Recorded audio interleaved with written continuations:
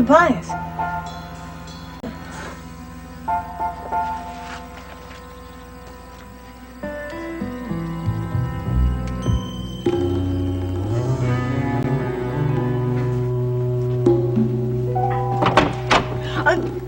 What are you doing here?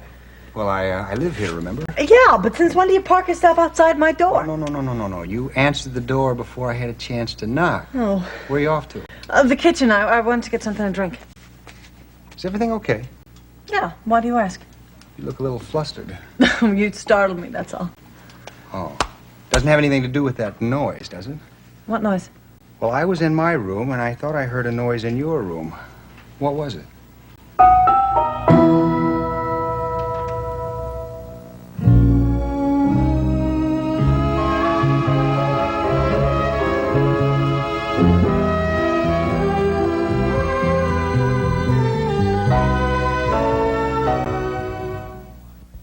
Yeah, I thought I heard this pinging sound. It was very hard to make out what it was. Yeah, well, that was me. I was at the window.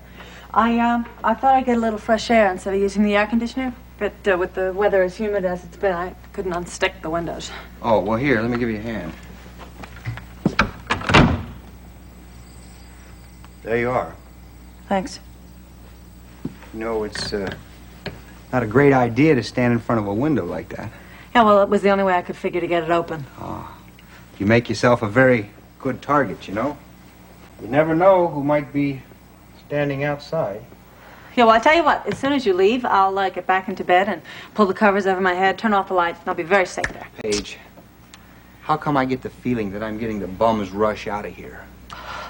I'm just tired. Can I talk to you a minute? Can't I wait till morning? No.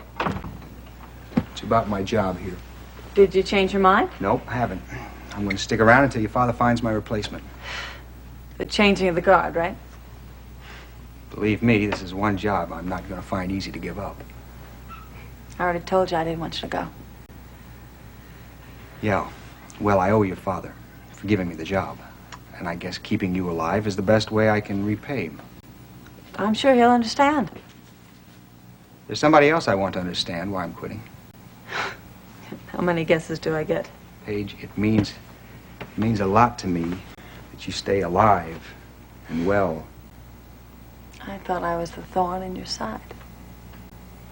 You know, when I first took this job, I thought you were nothing more than just a little rich girl who always got to have her way.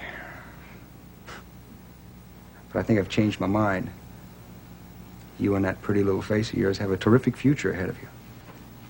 That's why I think I better get out of your life. I don't know where we're going to find another bodyguard like you. You need a bodyguard who can use a gun. That's something I can't do.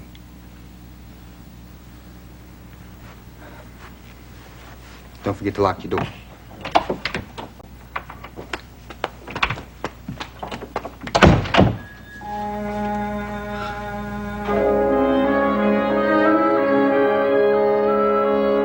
Miles, maybe you ought to see a doctor yourself. You know, you've been through quite an ordeal. No, I'm fine. I got my own doctor right here. Can't tell you how relieved I was when I walked through that door, saw Nicole. Can't tell you how relieved I was to have Miles home safe and sound. You were very lucky tonight, Miles. Boy, when it got so late and he wasn't home, I imagined all sorts of terrible things had happened to him. Yeah, I know. Miles, how did this all start? Well, I was sitting in my office finishing up some paperwork, and there was a very loud knock on the door. Went to see who it was, and I was confronted by a man in a ski mask with a gun. And he forced you to go on that house call. Yes, and I was not about to argue with him. I guess he knew he couldn't take her to the hospital, because he must have known that all gunshot wounds are reported to the police. I tried to convince him that was the only place she was going to get the proper kind of treatment. He wouldn't hear about it. You must have been under incredible pressure, having to operate in the back room of a cottage with only the instruments in your black bag. No, I had a feeling what it was all going to be about. I managed to take some surgical stuff with me. Now, the hard thing was trying to operate with Tobias standing over me and a gun pointed at my head. I'm sure you did the best you could. Yeah. Well, I'm not sure the outcome wouldn't have been the same even if he had done what I said and taken her to the hospital. When I arrived, she had lost an awful lot of blood. The wound was badly infected. Abdomen was rigid. I don't know, I did the best I could. Oh, I'm sure you did. It just wasn't enough, that's all. I removed the bullet, gave her all the antibiotics that I had.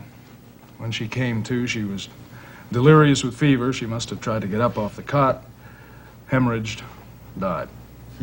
I tell you, you're lucky to be out of this alive, Miles. I still don't know how you did it. I'm not quite sure how I did it either. It's just at a certain point I realized I'd better make a run for it if I wanted to survive. What made you think that? Well, it was something that Louise had done when she was delirious. She called the guy by name. Tobias. Yeah. Even though I'd guessed, who he was, still, I think having the name spoken out loud made him feel obliged to do something about it. Well, you did. She took a big chance. Well, I didn't even think about it. We ran into the room and we found her dead there, and he was stunned for a moment and kneeling over her body, and I thought, well, all right, this is my chance. I better take it. So I left the room, I slammed the door behind me, and I ran like hell. Now, you said he fired at you? Yeah, I heard 2 shots somewhere behind me. I certainly didn't stop to see if I was hit. I think I would have kept on running if I were dead. Did he come after you at all? I don't know. I think he must have given up when I disappeared into the woods. I must have run for about, half a mile, before I heard the sounds of a highway in front of me. And then all of a sudden, there it was, sweetest sight I've ever seen, cars on a highway. Miles, even though Louise was delirious, do you think she might have said anything at all that could be of help to us? Well, she seemed to feel a lot of animosity towards Tobias. Even though he was trying to save her life? Yeah, well, she didn't think he was. She thought he'd rather see her dead. Of course, he did come to get me. Maybe he felt obliged to. Perhaps she threatened to give herself up and incriminate him. Well, we'll never know that. What about Tobias? Did he say anything? Well, he just said one thing might be of interest to you. He said he had nothing to do with the attacks on Paige Madison. Well, he must have known about the attacks. He was helping one of the assassins. Yeah, well, just the same, he said the only reason he came back to Monticello was to try to stop the attacks, that he was risking his neck to do it, but that was the reason. Oh, just a minute, I'll get it. Hello? Yes, he is.